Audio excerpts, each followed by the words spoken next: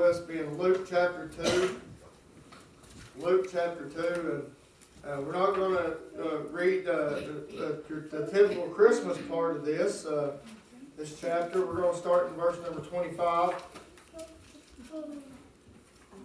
Luke chapter 2, verse number 25, and if you see me looking down at my notes a little more, there's when I was studying this week, there's a lot. We'll be looking back into the Old Testament a lot, and I wrote a lot down, so I ain't got to flip back and forth and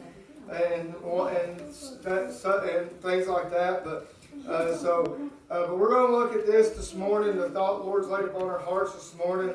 Luke chapter 2, starting in verse number 25. And it says this, "And behold, there was a man in Jerusalem whose name was Simeon, and the same man was just and devout, waiting for the consolation of Israel, and the Holy Ghost was upon him. And it was revealed unto him by the Holy Ghost that he should not see death before he had seen the Lord's Christ. And he came by the Spirit into the temple, and when the parents brought in the child Jesus to do for him after the custom of the law, then took he him up in his arms and blessed God and said, Lord, now lettest thou thy servant depart in peace according to thy word. For mine eyes have seen thy salvation, which thou hast prepared before the face of all the people, a light to lighten the Gentiles, and the glory of thy people Israel. And Joseph and his mother marveled at those things which were spoken of him. And Simeon blessed them and said unto Mary his mother, Behold, this child is set for the fall and rising again of many in Israel, and for a sign which shall be spoken against. Yea, a sword shall pierce through thine own souls also, that the thoughts of many hearts may be revealed."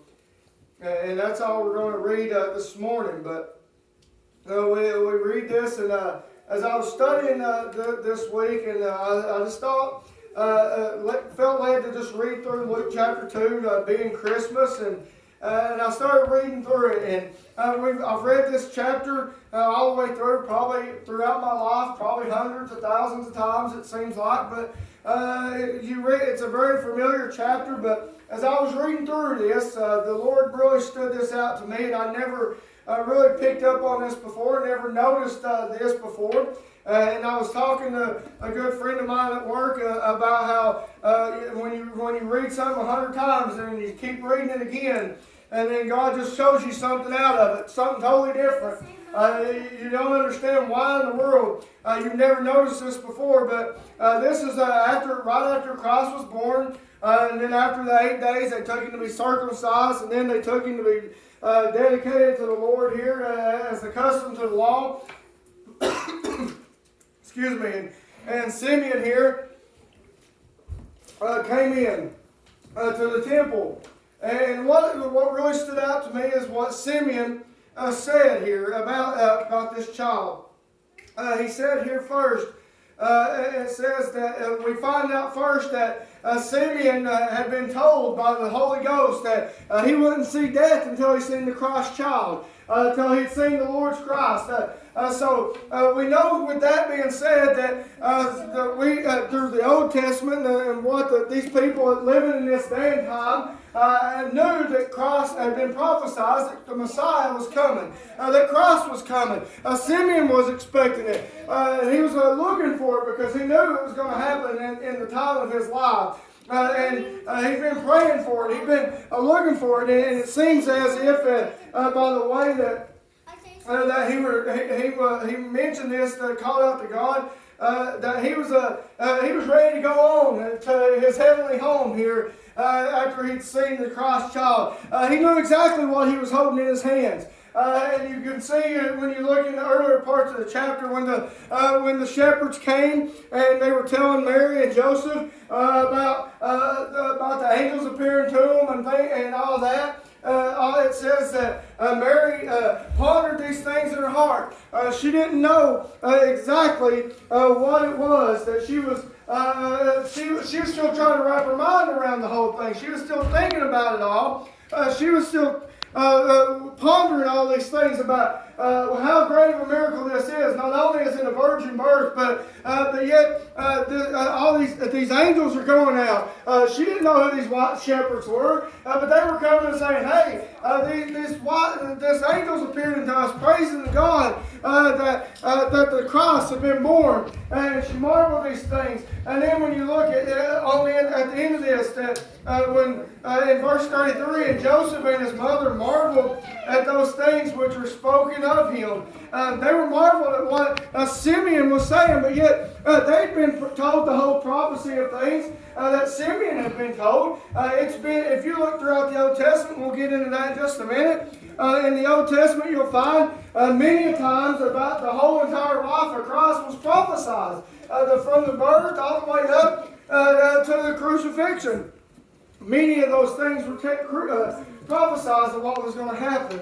But Simeon here, he looked and he seen, and he knew what he was holding. And we look here, and you can look back in the Old Testament in Micah chapter 5, prophesied in verse number 2, it prophesies that the Messiah will be born in Bethlehem. And just think about that in Micah chapter 5 verse 2, it prophesies that this Messiah is going to be born in Bethlehem. And when you read it in there, it don't necessarily say the Messiah, but you can do your cross references and things like that and refer back and realize that it's talking about Christ the born and being prophesied. But it says he'll be born in Bethlehem. And what's crazy about that, it being prophesied that he's being born in Bethlehem, he wasn't from Bethlehem. They had to come there because of the census being called. There's no way Micah could have knew when he was talking to this that the prophet that census was going to become. That was a God thing. It was given to God that he was going to be born in Bethlehem. It was prophesied that. And then you go on in Isaiah chapter 7:14. It was talked about he was going to be born of a virgin, and his name was going to be called Emmanuel, God with us. And you'll find all that in the New Testament. That he was born of a Virgin Mary, and his name was going to be Emmanuel, God with us. Psalm 72. 9 and 10, the shepherds and wise men bring gifts. It's foretold. Jeremiah 31 verse 15, King Herod. It was prophesied that, and you can look at these. And when I was going back and I was studying the cross references of these things, it took me a little while to fully understand that that's exactly what it was referring to in that prophecy. And there's some people, there's some Bible experts that say that it wasn't necessarily talking about this, but the majority of what you study and all the cross references goes back to a reference to the birth of Christ and to the life of Christ. But Jeremiah 31:15, it talked about, and it didn't say King Herod's name, but you can see where it was talking about King Herod killing the boys and all the firstborn child, all of these boys, these baby boys, to try to get rid of Jesus, to try to kill Jesus. That was foretold, and all these things that you look back.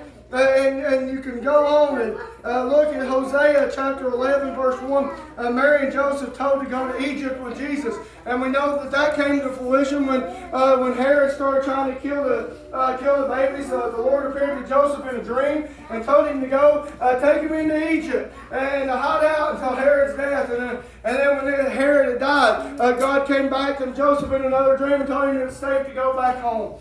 And Isaiah 53:5, shepherds, or it says, by his stripes we are healed. And we look at all these things. This is the Old Testament. All these things are in the Old Testament, which is which is about basically the old law, and we understand that Mary and Joseph and all the people in this time have been told of all these things. They've been taught of these things. Prophets and preachers and things of that nature, and those kind of people have been telling people for years to come that the Messiah is going to come. He's going to come to save those that are rich as love. That he's going to come to be a sacrifice for us. And they were being told of this time and time time and again throughout their life. But when we read about the birth of Christ, when He came, even Mary, the virgin who gave birth, marveled at what Simeon said. She marveled and pondered in her heart the things the shepherds told her. And all these things, it seemed like nobody was willing to understand what was going on, even though they'd been told about it their entire life. They'd been told about it. Probably, I don't know how long it had been preached, but I'm sure it was thousands of years that people were preaching the Messiah is going to be coming. The Messiah is coming to save us. The Messiah, the Israelites had probably been told their whole life. Everyone there that was alive in that time had been told that Jesus, the Messiah, Emmanuel, God with us, is coming to be with us, and He's going to live with us, and He's coming to save us. And Simeon understood it, but he seemed to be the only one that we find in the Bible that truly understood what was going on. He seemed to be the only one that knew, understood, and realized how important this was, that what we've been told was happening right before our eyes. Does that sound familiar to you at all in today's time? Does that sound familiar at all? What have we been preached to our whole life? Jesus is coming. These same people, they were preached that Jesus is coming, but they didn't realize that it was happening when it was happening. We've been told, and then we look in the New Testament, we see the prophecy of everything that's going to happen during the second coming of Christ. These people, they were blessed. They were looking at the first coming of Christ. They were expecting the first coming for God to come save them. We're looking for the second coming, and it's been prophesied throughout my whole life, and my dad's whole life, and it's his dad's whole life. People's been saying that the second coming of Christ is about. We're living in the last days, and we see more and more things coming right before our eyes. And what's the world doing about it? They're turning a blind eye to it. They're saying it's just a book of fairy tales. But yet this book of fairy tales is what they want to call it. But everything that it said is going to happen is starting to happen. We're seeing it one thing at a time. People don't realize that these peace deals being made in Israel. That's prophesied in the Bible, that the peace in Israel is going to be happening in the last days. There was just another one signed between Israel and Morocco, I believe it was. Peace in Israel, and more peace treaties are being signed. And we see all these other things that are coming right in before our eyes of the second coming of Christ. But yet, people don't want to hear about it. They don't want to understand that this is a serious business, that this is serious talk, that this isn't just a thing to try to scare people into getting right with the Lord. It's really happening. These people didn't know. I'm sure that these people that lived in this day and time, they didn't think that they'd ever see Christ come to this world. They seen Him come into this world, and not only did they see Him be born, they seen Him walk this life. They seen Him at 12 years old teaching in the temple. They seen Him walking throughout in the last 3 years of His life, walking out in His ministry and healing people, performing miracles, starting with the water to wine. They seen Him perform all these things, but what happened to Him? His own people crucified Him. His own people wanted to crucify Him, even though they'd been told that He was coming. They still couldn't wrap their mind around that was Him. But luckily for them, He came that time, the first time, He came to save them. He came to die for them, to save those that persecuted Him. He came with a purpose to die on that cross. And it's prophesied in the Old Testament that He would die on the cross.